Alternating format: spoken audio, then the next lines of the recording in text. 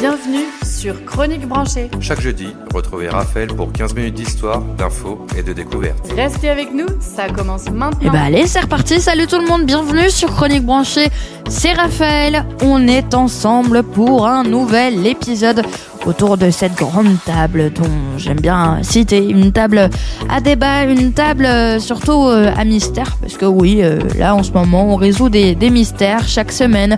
On est un peu lié sur le cerveau, des phénomènes étranges que notre cerveau nous fait croire. La semaine dernière, c'était sur quand on change de pièce en fait. Une fois qu'on franchit la porte, on sait plus pourquoi on est allé dans l'autre pièce. C'est un peu notre but en ce moment, c'est de résoudre des mystères liés à votre cerveau. Et aujourd'hui, vous allez voir, vous allez vous reconnaître, surtout si vous êtes dans cette génération un peu avec votre téléphone toujours dans votre poche de pantalon. Voilà, vous allez voir, franchement, vous allez sans doute vous reconnaître. Mais juste avant de démarrer notre épisode, je vous invite, comme d'habitude, si vous avez des suggestions, des petites remarques, des petites critiques, vous pouvez nous les donner dès maintenant parce que oui, on veut des critiques aussi, sauf si vous en avez pas, mais s'il y a des choses qui ne vous plaisent pas sur Chronique Branchée, n'hésitez pas à nous le dire parce que sinon, je sais pas comment faire moi pour m'améliorer si j'ai pas d'avis du reste du monde. Oui, nous, notre but c'est de vous satisfaire chaque semaine. Si vous avez des sujets comme un auditeur qui nous avait aidé il y a 2 semaines, qui m'avait proposé un sujet qui personnellement j'aurais jamais abordé parce que franchement c'est pas un sujet qui est vraiment pour moi, mais c'était très intéressant de faire des recherches justement. Donc voilà, si vous voulez faire comme Mehdi, n'hésitez pas à nous contacter directement sur Instagram Chronique Branchée. Vous avez directement Chronique Branchée sans accent, avec un S à chronique et à brancher au pluriel bien évidemment. Vous pouvez nous écrire aussi sur notre site chroniquebranchée.com. Formulaire de contact, il est fait pour ça. Vous mettez votre nom, votre email, votre message, c'est fait pour ça et nous on vous recontacte après. Et puis vous pouvez évidemment nous écrire par mail directement. podcast@chroniquebranchée.fr. N'hésitez pas à nous écrire, on attend vos messages dès maintenant. Voilà pour cette petite parenthèse, pour si vous voulez nous contacter, venir en contact avec nous, n'hésitez pas. Et puis vous pouvez partager évidemment Chronique Branchée à vos amis, à vos potes, c'est pareil, à votre famille, à vos collègues. N'hésitez pas, vous pouvez partager chaque épisode ou alors le podcast entier si Chronique Branchée est susceptible d'intéresser ceux que vous aimez. Bon, alors ça vous est sûrement déjà arrivé, vous êtes en plein milieu d'une conversation ou peut-être en train de marcher dans la rue et soudain une sensation très précise, un petit bzz bzz familier se fait sentir contre votre cuisse. Votre réflexe est instantané, la main plonge dans la poche, le téléphone sort, le regard s'illumine et là, le vide intersidéral. L'écran est noir ou alors il affiche l'heure et aucune notification ne justifie cette alerte. Vous regardez autour de vous, espérant que personne n'a remarqué ce geste qui est complètement inutile. Et vous remettez l'appareil en place. Alors, soyez les bienvenus dans le club des victimes de la vibration fantôme. C'est un phénomène qui touche énormément de monde et pourtant on en parle assez peu. Voilà, je vous le dis, c'est pas un grand sujet. Et aujourd'hui, on va explorer donc pourquoi notre cerveau, pourtant très évolué, se laisse berner juste par nos propres vêtements en fait. C'est impressionnant. Pourquoi est-ce qu'on commence à halluciner des messages qui n'existent pas ? C'est important d'en parler. Alors déjà, pour démarrer, pour vous rassurer, ce n'est pas parce que vous devenez fou. Le syndrome de la vibration fantôme, c'est ce qu'on appelle une hallucination sensorielle.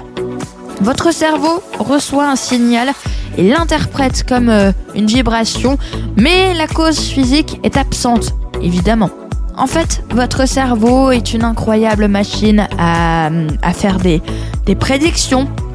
Il n'est pas juste là à attendre passivement ce qui arrive. Il passe son temps à anticiper le futur proche. Et quand vous avez votre téléphone dans la poche, votre cerveau intègre ce téléphone comme une extension de votre corps. En fait, c'est devenu un organe sensoriel supplémentaire, excusez-moi. Et à force d'être habitué à recevoir des notifications toute la journée, des mails, des likes, des messages de potes, votre cerveau a créé une connexion attente-récompense. Il est en état d'alerte permanent. Il guette le moindre signal. Et parfois, il fait des boulettes. Ah oui, ça arrive à tout le monde. Un pli de pantalon qui bouge, un frisson musculaire, le frottement du tissu contre votre jambe. Enfin bref, votre cerveau se dit « Tiens, ça ressemble à une vibration, c'est sûrement le téléphone. » Et oui, c'est logique. Et il crée la sensation de toute pièce. Ouais. C'est impressionnant quand même. Alors imaginez un garde de sécurité qui surveille des écrans de vidéosurveillance toute la journée. Il est payé pour repérer les intrus et au bout de 10 heures, s'il voit une ombre passer, il va se dire que c'est un cambrioleur, même si c'est juste un chat. Votre cerveau, c'est ce garde de sécurité en fait, c'est ce genre de choses. Il est vraiment conditionné par tout le temps pour ne pas rater une notification importante par le téléphone qu'il finit par envoyer tout simplement partout. Voilà, il envoie partout. Et c'est ce qu'on appelle le billet d'attente. On est tellement conditionné par la technologie qu'on en devient hyper sensible. On vit dans une ère où on nous a appris que l'information peut tomber à n'importe quel moment. On est devenus des accros à l'imprévu du numérique, en fait. Et cette vibration fantôme, c'est finalement le symptôme le plus évident, le symptôme le plus évident de notre dépendance à nos outils de communication, bien sûr. Et c'est la preuve que notre attention est constamment captée par une possibilité extérieure. Même quand on est physiquement en train de faire autre chose. Oui. Alors ensuite, est-ce que ça veut dire qu'on a tous un problème ? Pas forcément. C'est surtout le signe que notre cerveau s'est adapté à un environnement technologique hyper dense. Par exemple, il y a une étude qui a montré que ce phénomène est beaucoup plus fréquent chez les personnes qui utilisent leur téléphone de manière intensive. Plus vous attendez de messages, plus vous êtes susceptible de ressentir ces vibrations imaginaires, justement. C'est logique, si vous attendez une réponse importante, votre